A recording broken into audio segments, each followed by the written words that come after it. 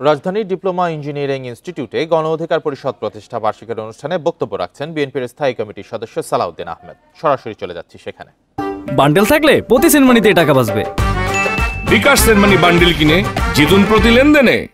তাদের মাধ্যমে আক্তারের সাথে যোগাযোগ হয়েছে ইনডাইরেক্টলি, সরাসরি আমি আক্তারের সাথে কথা বলতে পারিনি সে সময়। ছাত্র গণ অভ্যুত্থানের রক্তঝরা দিনগুলোতে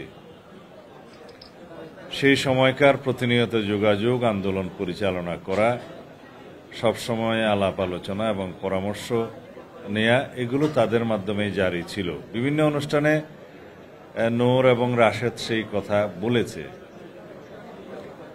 আমরা বিএনপি, ছাত্রদল, যুবদল এবং অন্যান্য অঙ্গ সংগঠনের পক্ষ থেকে সেই ছাত্র গণ অভ্যুত্থানের বিভিন্ন পর্যায়ে কিভাবে অংশগ্রহণ করেছি এবং কিভাবে অংশগ্রহণ করতে হয়েছে, সেই আন্দোলন কিভাবে সমন্বয় হবে, তার অনেকটা সমন্বয়ের দায়িত্বে নূর এবং রাশেদ ছিল। তাকে অ্যারেস্ট করার পরে তার টেলিফোনে একটা আমার মেসেজের কারণে তাকে খুব বেশি নির্যাতন করা হয়েছে, সেই মেসেজটা আবিষ্কার করার কারণে। রাশেদ তো তখন এমন অবস্থা যে পালিয়ে বেঁচেছে এবং তার পরিবর্তে বিশ্ববিদ্যালয়ের একজন শিক্ষকের মাধ্যমে আমার যোগাযোগ রক্ষা করতে হয়েছিল। এখন তিনি আইসিটি কোর্টের একজন আইনজীবী। এই কথাগুলো হয়তো ইতিহাসে এইভাবে লিপিবদ্ধ থাকবে না, কিন্তু এগুলো আমাদের ছাত্রগণ অভ্যুত্থানের সফলতার পিছনের বাকি অনেকের মতোই ইতিহাস। তাতে ছাত্র অধিকার পরিষদ হয়ে গণ অধিকার পরিষদ পর্যন্ত বাংলাদেশের জনগণের এবং এই দেশের স্বার্থ রক্ষার, এই দেশের সাম্য, ন্যায় বিচার এবং বৈষম্যহীন সমাজ ব্যবস্থা প্রতিষ্ঠার জন্য যে ধারাবাহিক সংগ্রাম, সেই সংগ্রামেরই বিকল্প নাম হচ্ছে গণ অধিকার পরিষদ। আমি এই মূল্যায়নগুলো এই জন্যই করতে চাই যে আমাদের দেশে মূল্যায়ন করা এবং অ্যাপ্রিসিয়েশন, সেটার বড়ই অভাব। রাজনৈতিক সংগ্রামের ইতিহাসে বিগত 16 বছর 17 বছরের যে ধারাবাহিক সংগ্রাম, সেই সংগ্রামে যতগুলো রক্তের সিঁড়ি নির্মিত হয়েছে, তার মধ্যে গণ অধিকার পরিষদের নির্মিত সিঁড়ির সংখ্যা কম নয়।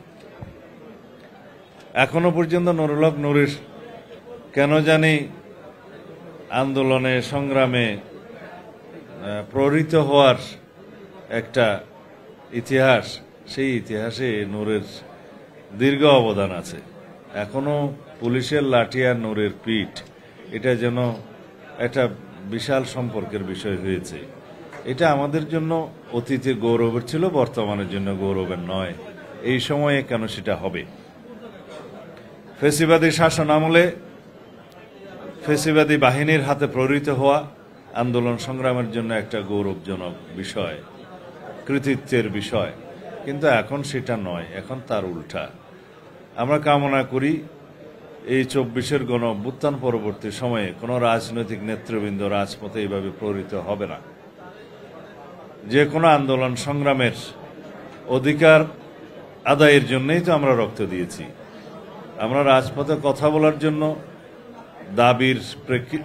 দাবির আদায়ের জন্য, সংগ্রামের জন্যই, আমরা গণতান্ত্রিক অধিকার আদায়ের জন্যই আমরা রক্ত দিয়েছি। সুতরাং ভবিষ্যতে যাতে রাজপথে জনগণের কথা বলার অধিকার, সংগ্রামের অধিকারের উপরে কোনো রকমের হামলা না হয়, সেই চেষ্টা আমাদেরকে করতে হবে। অতি অবশ্যই রাষ্ট্রের আইনশৃঙ্খলা রক্ষাকারী বাহিনীর একটি ভূমিকা আছে। সেখানে কিভাবে বল প্রয়োগ করতে হবে, সেটা জাতিসংঘের স্ট্যান্ডার্ড ফলো করতে হবে, যে কোন মাত্রার বল প্রয়োগ, কোন সময় কিভাবে প্রয়োগ করতে হবে।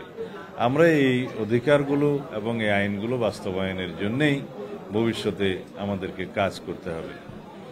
এখানে